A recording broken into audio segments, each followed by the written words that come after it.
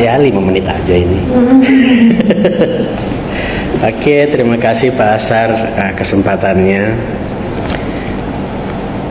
Fadia Aryani, penerapan foot massage refleksiologi terhadap nyeri dada pada pasien non segment elevation myocardial infarction STEMI. Iya, silakan direkam. Mau live juga bisa, tapi jangan muncul muka kita.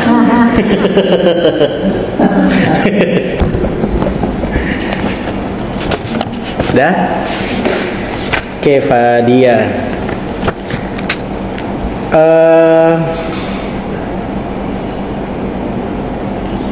Apa namanya?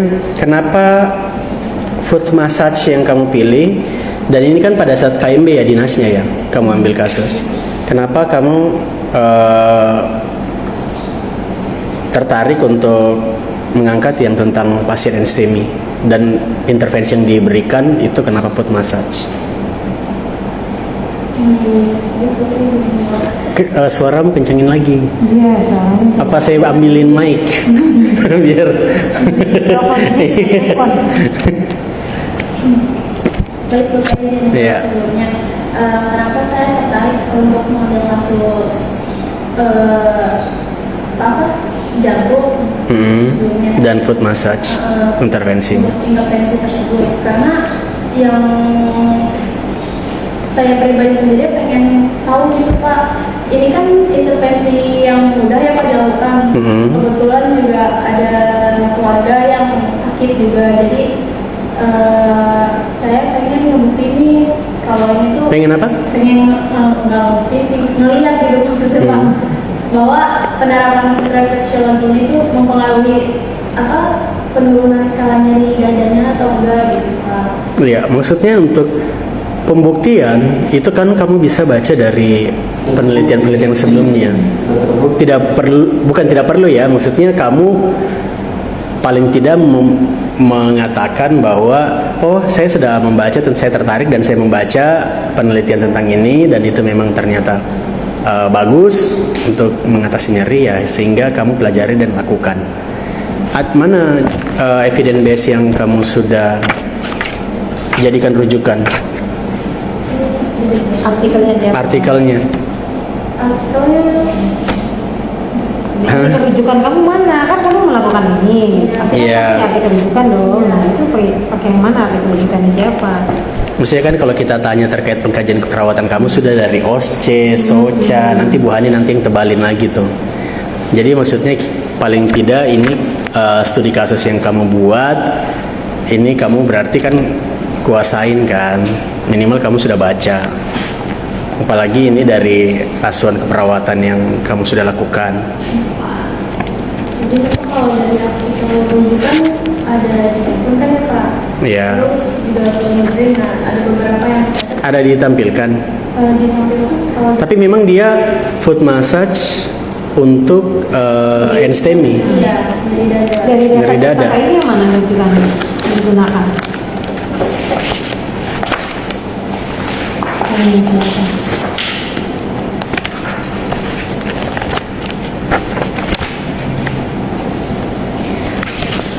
Soalnya sudah nggak ada yang foot massage. Iya.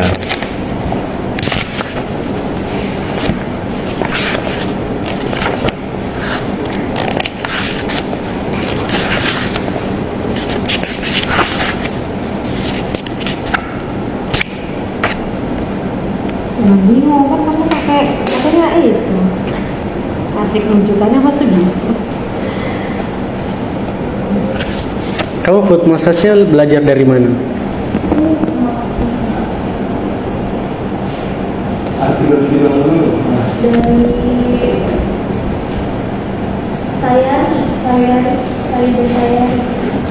Sayari yang tapi ini untuk pasien infak miokard akut aja, nggak pakai khusus STEMI. karena pada saat itu nyarinya yang mau nyari dada gitu. Iya kan, STEMI juga ada di juga ya pasti.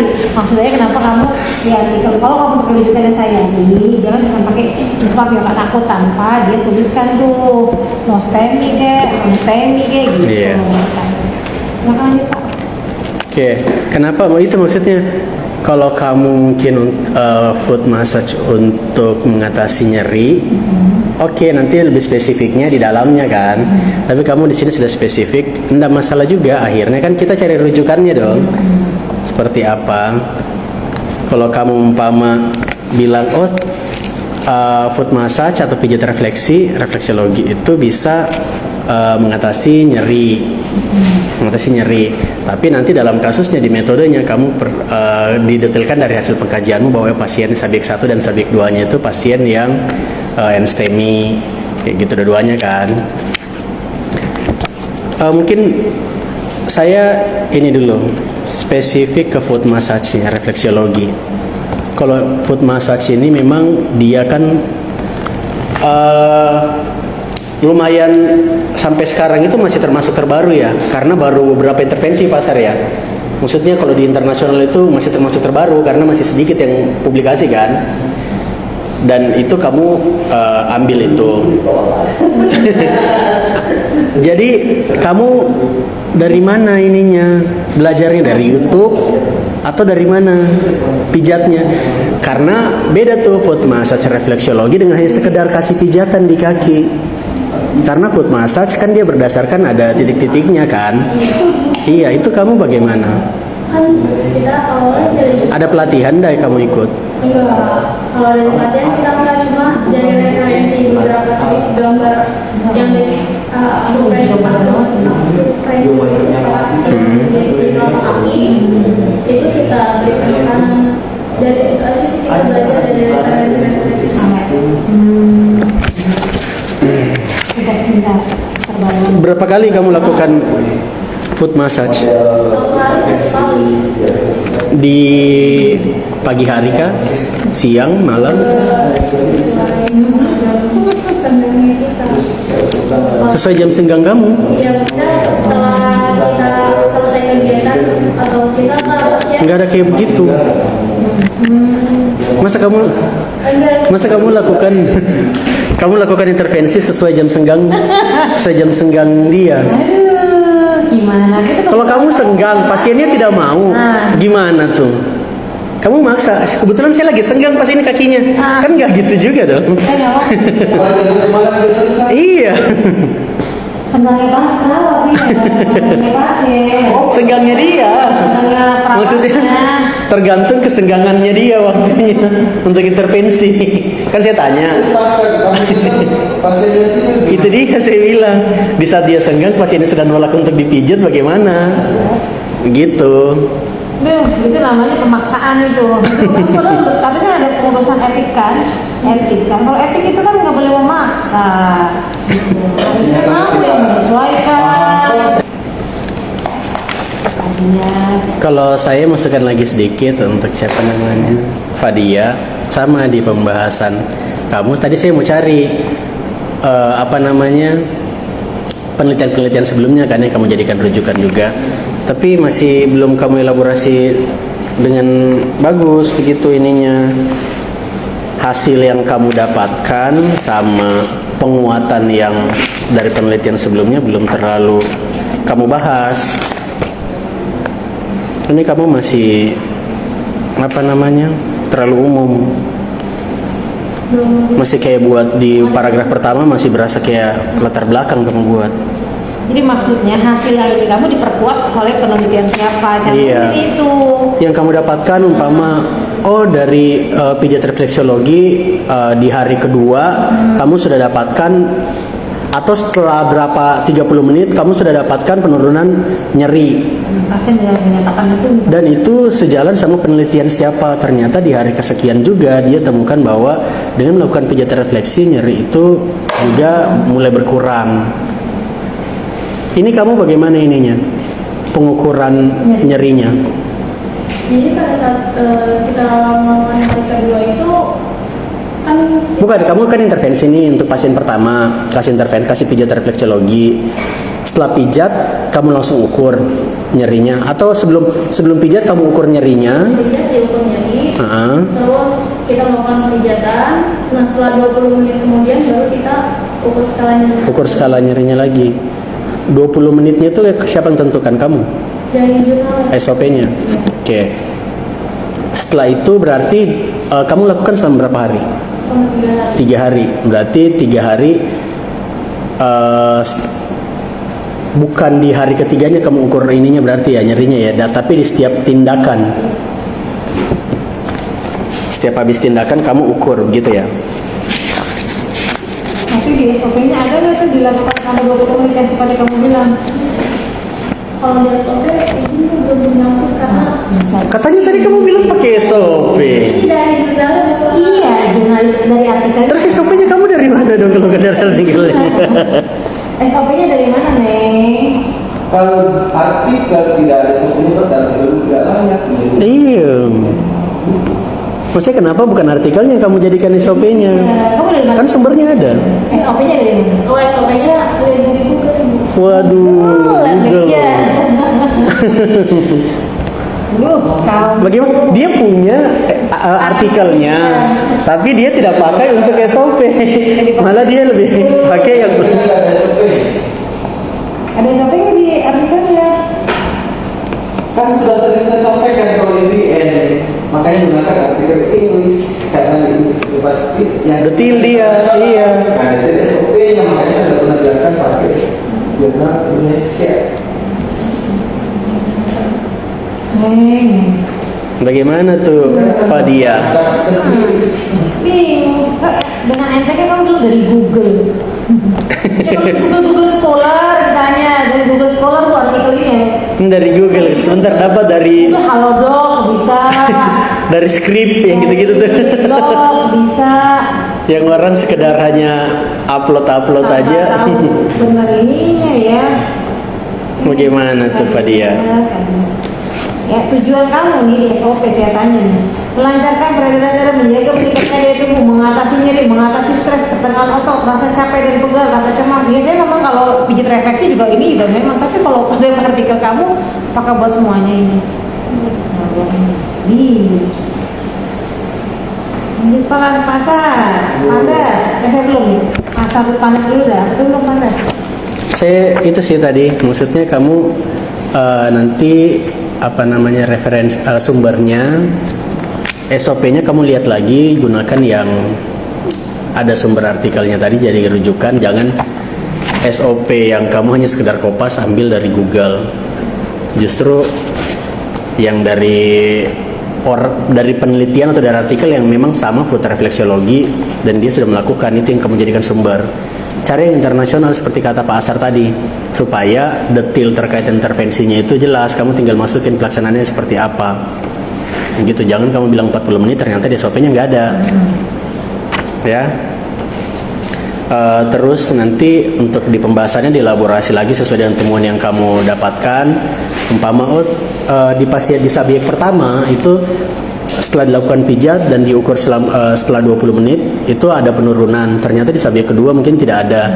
Itu kamu cari sumber atau penelitian sebelumnya, ada yang sama atau ada yang berbeda pun nggak masalah, tapi kamu tuliskan di situ bahwa ada penelitian yang lain, atau taruhlah penelitian Pak Asar dari Asar et al. Itu dia ternyata lakukan pijat refleksiologi itu di hari ketiga baru ada terjadi perubahan berbeda dengan temuan kamu, ya itu tidak apa-apa dituliskan. Itu maksud saya diperluas lagi ininya ya. Oke, itu aja Pak Asar. Dan kalau masih batas Fadia, saya nggak yakin. Ada kenapa? Jadi yang ngelakukan bukan dia, teman sekelompoknya, tapi teman sekelompok diajarin refleksinya. Pasar bagaimana ini?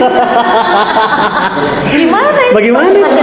Itu saya lihat tadi gambarnya. Ini tangan kamu atau bukan ya? Nggak ada mukanya.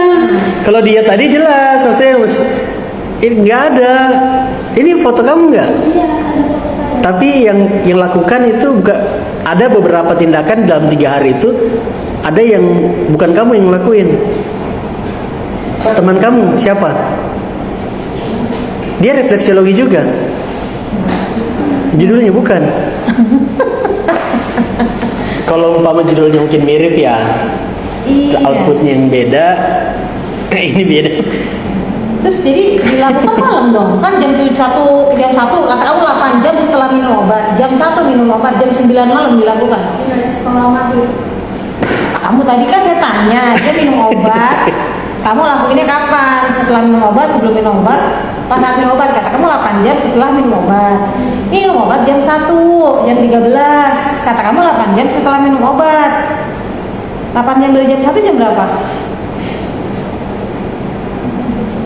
Kalau kamu bilang jam 18, 6 jam. ya kamu yang bener yang mana sih? Karena saya yakin kamu Kan bingung dia nih. Bingung. Bingung kan? Karena dia betul-betul tidak megang begitu Iya. pasiennya untuk keseluruhan. Padahal hanya 3 hari. Cuma Kamu 3 udah hari, ngikutin, malah gitu. ada teman kamu yang ngelakuin bagaimana? Karena kalau pasien ini kalau cuma dipijit refleksi doang tanpa minum obat ya kurang pengaruh ya kan, memang bisa pertamanya harus minum obat kan gitu. Jadi ini karena minum obatnya apa karena refleksinya berkurang ya nyerinya? Berkolaborasi. Hah? Berkolaborasi maksudnya gimana? Jadi ya pantas aja dia udah gak terlalu sakit orang udah minum obat. Gimana dia sebelum hasilnya kalau kayak gitu? Ya terus kamu lihat di pasien studi kasus, kalau pasien dengan penyakit jantung MCI ini dia nyerinya sebelah mana sih? Sebelah kiri. Bu. Sebelah kiri. Tapi kata kamu ini di halaman 5 jadi dada sebelah kanan. Tipo, pasti gitu jawabannya. Ya. Mau bukan nggak satu Fadia ya.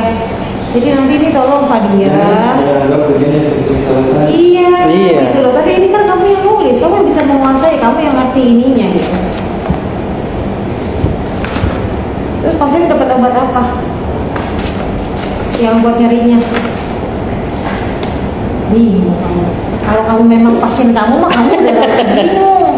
Yang ini dapatnya ini, yang ini dapatnya ini. Gitu. Makanya saya tuh nggak yakin nih kalau Fadia melakukan ini nih. Terus kamu di jam berapa aja ini melakukan, sehari berapa kali food message-nya dilakukan? Sehari 1 kali. Berarti di setiap habis maghrib kamu lakuin. Pada pagi juga. Pagi jam berapa?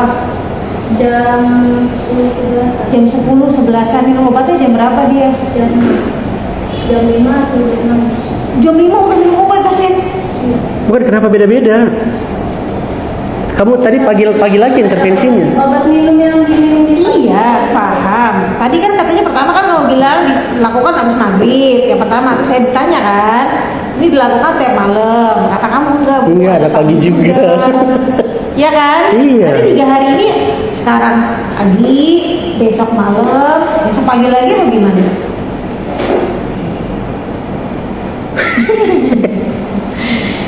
Ya, Bagaimana tuh Fadia? terus di sini ya, cara petiknya coba kamu kasihnya banyak banget. Berikan teknik non-farmakologis misalnya TENS, hipnosis, acupressure, terapi musik, biofeedback, pijat, aromaterapi. Ini dikasih semua nggak?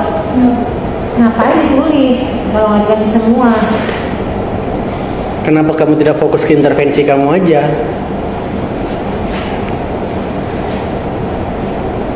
Berikan relaksasi untuk mengurangi stres jika perlu. Pastilah stres juga. Cuma saya. Tenang.